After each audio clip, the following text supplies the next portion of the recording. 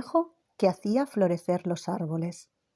Hace muchos, muchos años, un viejo leñador que vivía en una pequeña aldea a la orilla de un gran bosque salió por la mañana, como era su costumbre diaria, a cortar unos árboles para el señor de la provincia. Cuando estaba a medio camino, observó a un pequeño perro blanco que estaba tumbado a la vera del sendero.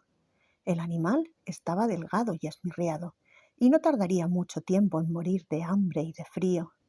El sufrimiento de la criatura movió la piedad del leñador, quien lo cogió en sus manos, lo puso tiernamente en el regazo de su kimono y se volvió a casa.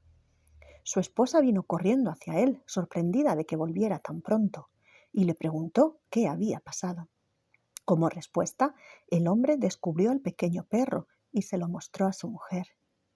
«Pobre perrito», exclamó ella enternecida, «¿quién ha podido ser tan cruel contigo? Y qué inteligente pareces ser con tus claros y brillantes ojos y tus orejas vivas y alertas. Unos viejos como nosotros te tendrán a gusto en su casa».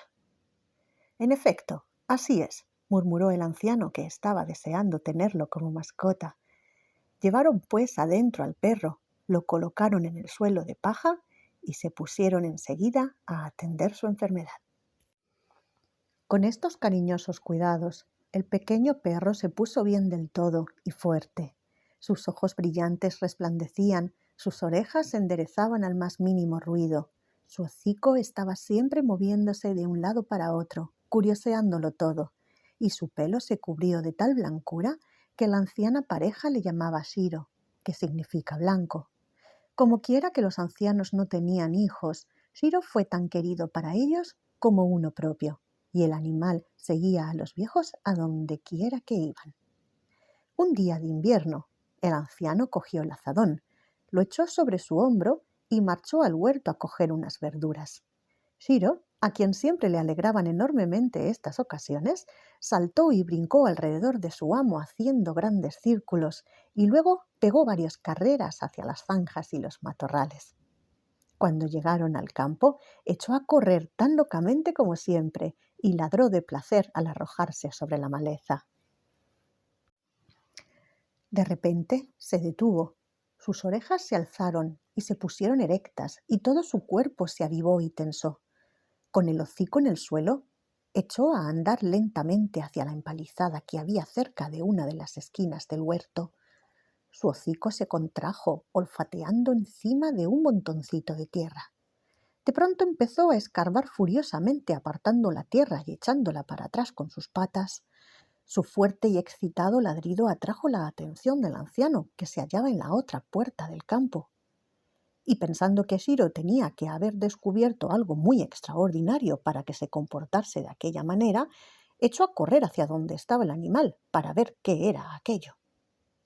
El hombre cogió su azadón y empezó a cavar en el agujero que había abierto Shiro, y apenas había pegado 2 golpes con la herramienta cuando una lluvia de monedas de oro empezó a manar como si fuera de un manantial invisible y a llenar el aire.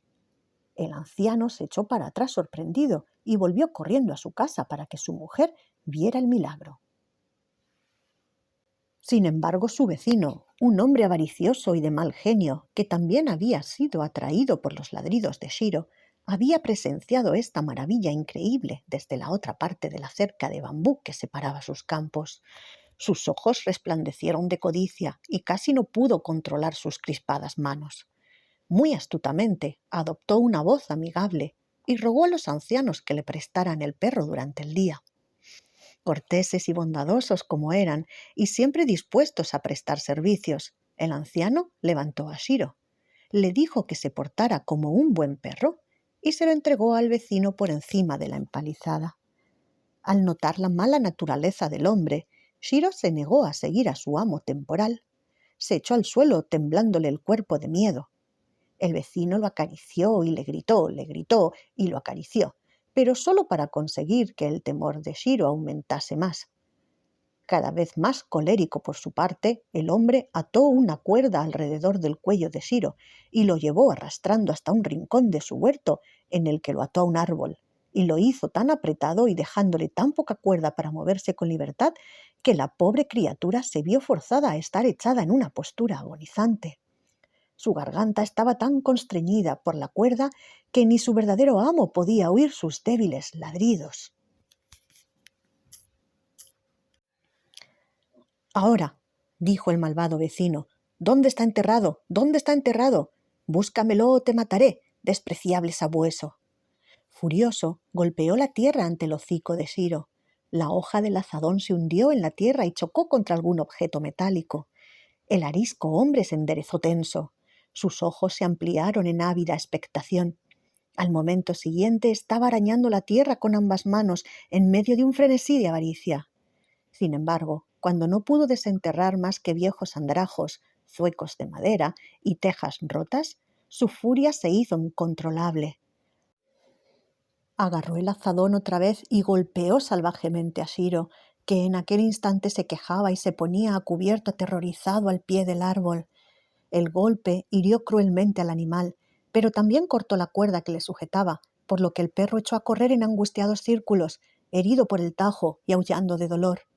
Su verdadero amo, atraído ahora por sus ladridos, corrió hacia la cerca y al ver lo que estaba ocurriendo se llenó de pena. Shiro atravesó la cerca y su amo lo cogió cariñosamente en sus manos. «Shiro, mi pobre Shiro, ¿qué cosa tan terrible te ha ocurrido? ¿Podrás perdonarme? ¿Podrás perdonarme mi cruel error?», lloriqueó el anciano. Pero Shiro se apretaba temblando contra él. El hombre regresó tristemente a su casa con su mascota. Allí lo bañó y curó su herida y le dio de comer su comida preferida. Sin embargo, a pesar de todos sus esfuerzos, el azadón de su infame vecino le había herido tan gravemente que el animal murió aquella misma noche. Los ancianos quedaron traspasados con su pérdida. Aquella noche no pudieron dormir y por la mañana temprano, con gran dolor y triste amargura, enterraron a su pequeña mascota en el rincón del huerto donde había ocurrido el milagro de Shiro. Sobre su tumba el anciano puso una pequeña lápida y junto a ella plantó un pino joven. Todos los días la anciana pareja iba a la tumba y de pie, con las cabezas inclinadas, lamentaban la pérdida de su amigo. El árbol creció con una rapidez increíble. En una semana sus ramas daban sombra a la tumba de Shiro. A los 15 días ya se necesitaban 2 personas con los brazos extendidos para poder rodear su tronco. Y al cabo del mes las hojas de su copa parecían barrer el cielo. Tan grande estaba ya. Todos los días el anciano se asombraba ante esta nueva maravilla y decía: «Mujer, esto es sin duda otro milagro. Nuestro pequeño Shiro ha muerto, pero su espíritu ha penetrado en este árbol. Su esplendidez y exuberancia no pueden morir. Se ha convertido en la savia de este magnífico árbol y está brincando furiosamente en sus hojas y ramas. Estoy seguro de que es así». Y miraban al árbol con renovado asombro. Las noticias del rápido desarrollo del árbol se extendieron enseguida. Desde los lejanos valles y montañas acudían diariamente gente con el propósito de contemplarlo. Doblaban el cuello hacia atrás y forzaban los ojos para ver sus ramas más altas, ahora sumergidas en el halo del cielo. Movían sus cabezas y se susurraban unos a otros que no podía ser, pero luego volvían a levantar las cabezas para mirar otra vez y no podían dudar de lo que estaban viendo sus ojos. Un día de invierno, la anciana dijo a su marido: «Marido, ¿te acuerdas de cuánto le gustaban a nuestro pequeño Shiro los pastelillos de arroz? ¿No crees que sería una buena idea confeccionar un buen mortero del tronco del árbol de Shiro y hacer pastelillos de arroz para ofrecerlos en su tumba?» «Es una idea excelente, fantástica», replicó excitado el marido.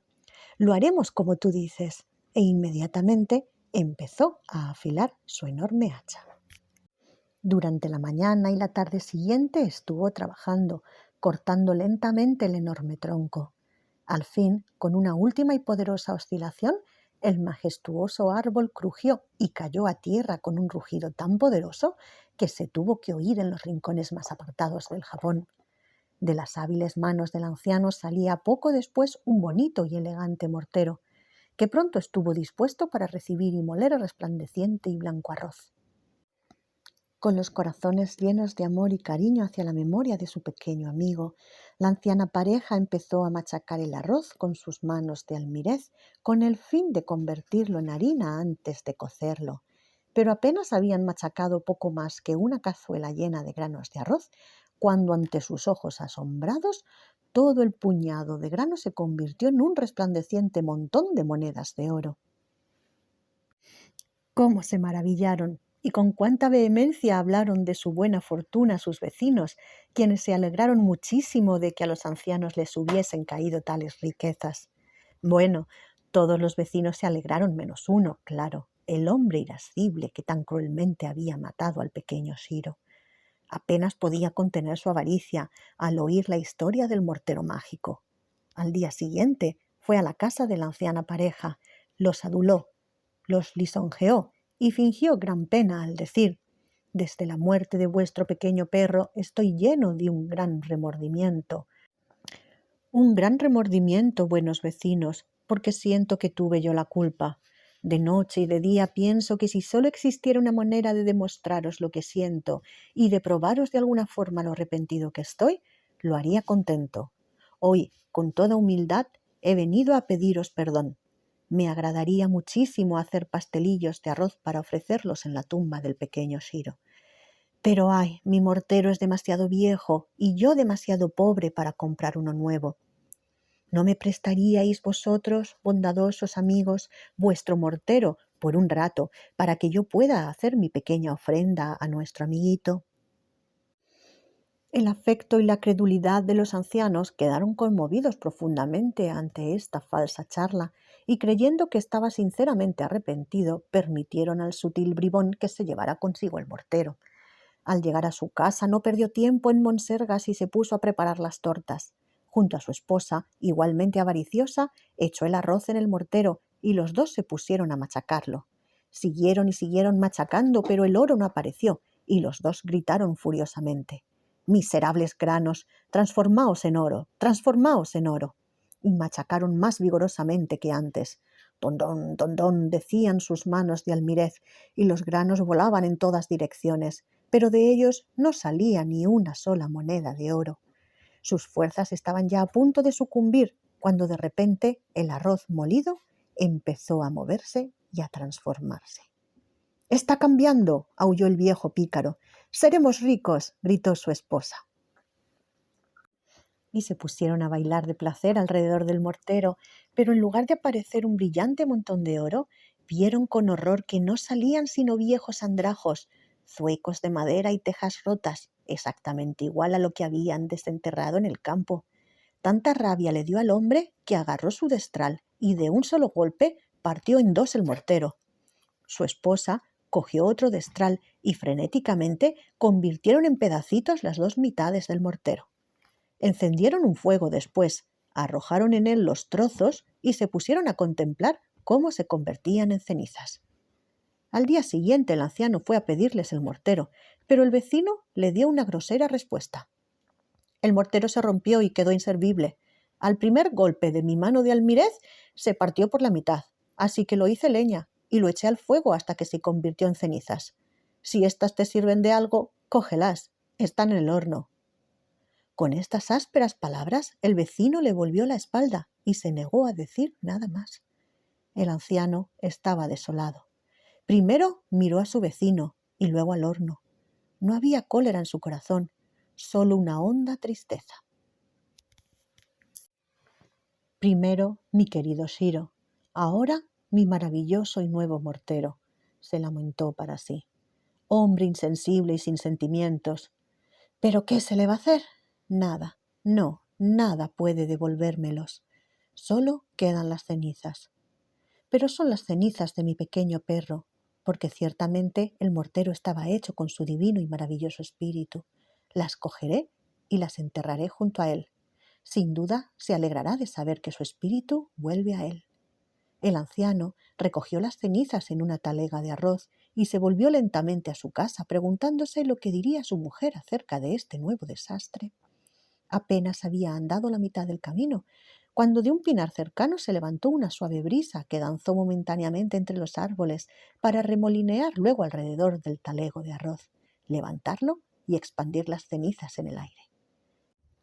La brisa murió con tanta rapidez como se había levantado, y las cenizas flotaron como copos de nieve sobre las frías y desnudas ramas de los árboles invernales.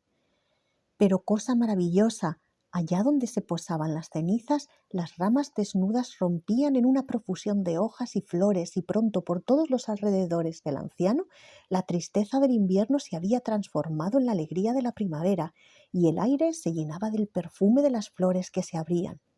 El anciano se volvió lentamente para presenciar este nuevo milagro. Alargó su mano para tocar las hojas y los pétalos y asegurarse de su realidad. Lentamente dio una vuelta y otra, con los ojos sumergidos en el tierno verdor y su olfato lleno de la fragancia de mayo. De repente echó a correr excitado hacia su aldea. «Mirad, mirad, el viejo jardinero puede hacer florecer los árboles, el viejo jardinero puede hacer florecer los árboles, mirad, mirad», gritaba mientras que seguía cogiendo cenizas y poniéndolas sobre cada árbol y arbusto y viendo cómo éstos abrían sus capullos allá donde caía la ceniza. Y sucedió que el señor de la provincia, acompañado de sus ayudantes, estaba haciendo un viaje de inspección por la provincia. Atraído por los gritos del viejo y por la multitud que rodeaba a éste, el señor detuvo su caballo y mandó a uno de sus criados que fuese a enterarse de lo que pasaba. Mientras tanto, el anciano, cuya alegría se había desatado con el nuevo y maravilloso poder que poseía, se había subido a un cerezo y al tiempo que cantaba arrojaba la ceniza en cada rama para que las flores rosas y blancas mostrasen ante ellos toda su esplendidez. El criado del señor lo llamó. El anciano descendió del árbol y fue llevado a presencia del señor. Humilde y simplemente relató su historia. Y cuando demostró el milagro de la ceniza, el señor se llenó de gran contento y dijo: «Maravilloso, verdaderamente maravilloso. Un hombre que hace que las flores le sigan como una sombra. ¿Dónde habrá otro que posea un don de tanta belleza? Anciano, te voy a recompensar». Y el señor descendió del caballo. Un ayudante trajo una mesa y sobre ella colocó una rara bolsa de brocado llena de monedas de oro. El mismo señor se la ofreció al anciano, quien, inclinándose primero hasta el suelo, la tomó con humilde reverencia. Como apenas podía esperar más para irse a su casa y contarle a su esposa el milagro de las cenizas y el honor que le había dispensado el señor de la provincia, echó a correr llevando fuertemente asida la bolsa, lleno de alegría y riendo de placer. Pero el codicioso vecino, que había sido testigo de todo el suceso, se llenó de amargura y resentimiento. Volvió corriendo a su casa y abrió la puerta del horno. Sin duda, pensó, que dentro habrían quedado rastros de las cenizas y quizá también en el suelo. Llamó a su esposa y juntos recogieron en una talega todo lo que había quedado. Con la talega bajo el brazo, echó a correr y esperó a la orilla del camino por el que habían de pasar el señor y su séquito. El sonido de los cascos de los caballos le advirtió que la comitiva se estaba aproximando. El hombre se subió rápidamente al árbol más cercano y empezó a canturrear para sí y a gritar: «El viejo jardinero puede hacer florecer los árboles, el viejo jardinero puede hacer florecer los árboles, mirad, mirad». O sea, exactamente igual que había hecho antes el anciano. El señor llegó con su caballo hasta el árbol y mirando hacia arriba dijo: «¿Qué? Así que tenemos otro milagrero en esta aldea. Este no es ciertamente el mismo viejo que he visto antes. Tú, ¿eres otro que puede hacer florecer los árboles? Si es así, demuestra tus poderes inmediatamente». «Sí, mi señor, lo haré enseguida», replicó el malvado vecino. Rápidamente empezó a dispersar las cenizas sobre las ramas, pero en vez de producir y hacer brotar flores, las cenizas se dispersaron en todas las direcciones y envolvieron al señor y a sus criados en una sofocante nube de polvo que penetró en sus ojos y se los inflamó. Hizo asustarse al caballo del señor y el animal se desbocó. El señor se indignó muchísimo y sus ayudantes arrastraron furiosos al estúpido desde el árbol y lo pusieron de rodillas ante su señor. El hombre se arrastró miserablemente y se golpeó la frente contra el suelo llorando amargamente. «He sido malo y ruin», gritó desesperado.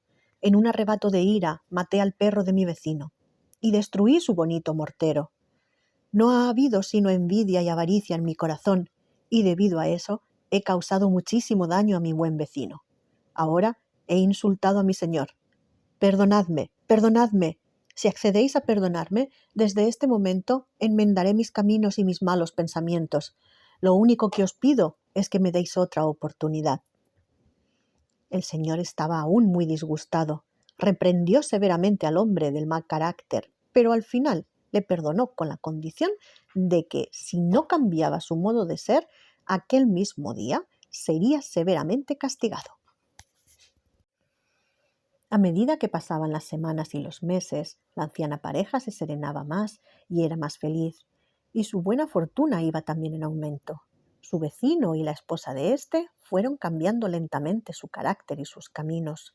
Su envidia dejó sitio a la bondad, su mal genio a la docilidad y su grosería con los vecinos a una amistad afectuosa. En cada fiesta y aniversario los cuatro iban juntos al templo y a la tumba de Shiro para ofrecer oraciones y pastelillos de arroz para la imperecedera paz de su espíritu. Y el resto de sus días los gastaron en generosa y buena voluntad los unos con los otros y con todo el pueblo de la aldea.